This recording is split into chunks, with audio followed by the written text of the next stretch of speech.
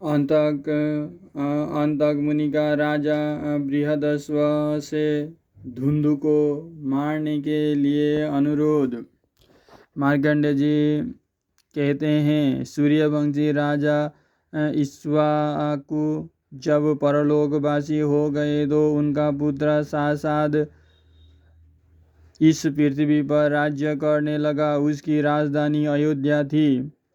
सासद का पुत्र ककुस्त्य का अनेना का पृथु का विश्वगस्व, उसका अद्रि का यौवनाश्व और उसका पुत्र शाव हुआ। शाव के सावस्त हुआ, जिसने सावस्ती नाम की पुरी बसाई। सावस्त के पुत्र का नाम बृहदस्व हुआ। उसका पुत्र कुबलाक्ष्व के नाम से विख्यात हुआ। कुबलाक्ष्व के 21,000 पुत्र थे। ये सभी विद्याओं में पारंगत और महान बलवान थे। राजा कुबलाक्ष्व भी गुणों में अपने पिता से बहुत बढ़ चढ़ कर था। जब वो राज्य संभालने के योग्य हो गया तो उसके पिता ने उसे राज्य पर अभिषिक्त कर दिया और स्वयं तपस्या करने के लिए वन में जाने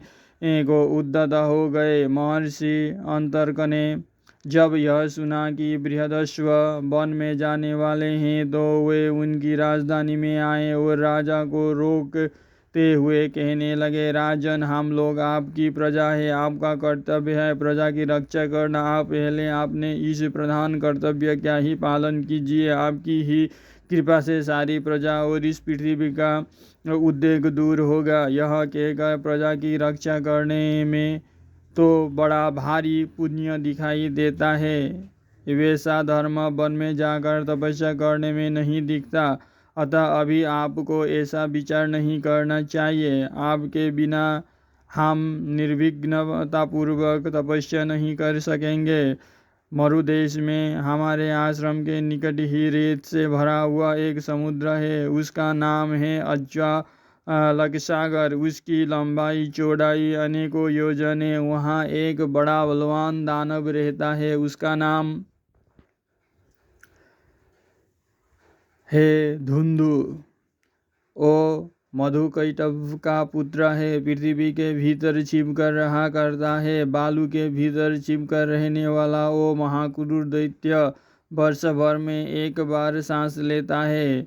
जब वो सांस छोड़ता है उस समय पर्वत और वनों के सहित यह पृथ्वी डोलने लगती है। उसके श्वास की आंधी से रेत का इतना ऊंचा बवंडर उठता है जिससे सूर्य भी ढक जाता है। 7 दिनों तक भूचाल होता रहता है। अग्नि की लपटें, चिंगारियाँ और धुएं उठते रहते हैं। महाराज, इन सब उत्पातों के कारण हमारा आश्रम में रहना कठिन हो गया है। अतः ये राजन, मनुष्य का कल्याण करने के लिए आप उस दैत्य का वध कीजिए।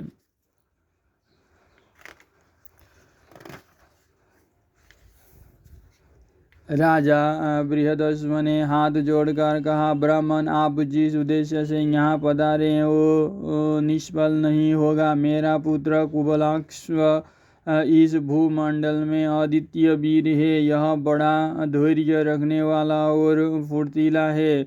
आपका अभिष्ट कार्य वो अवश्य पूर्ण करेगा। इसके बलवान पुत्र भी अस्त्र शस्त्र लेकर इस युद्ध में इसका साथ देंगे। आप मुझे छोड़ दीजिए, क्योंकि अब मैंने शास्त्रों को त्याग दिया है। मैं युद्ध से विविध हो गया हूँ। अंतक ने कहा, बहुत अच्छा। फिर राजर्षि बृहदस्व ने अंतक मुनि की आज्ञा पाकर उनके अभिष्ट कार्य को पूर्ण करने के लिए अपने पुत्र कुबलाक्ष को आदेश दिया और स्वयं तपोवन में चले गए।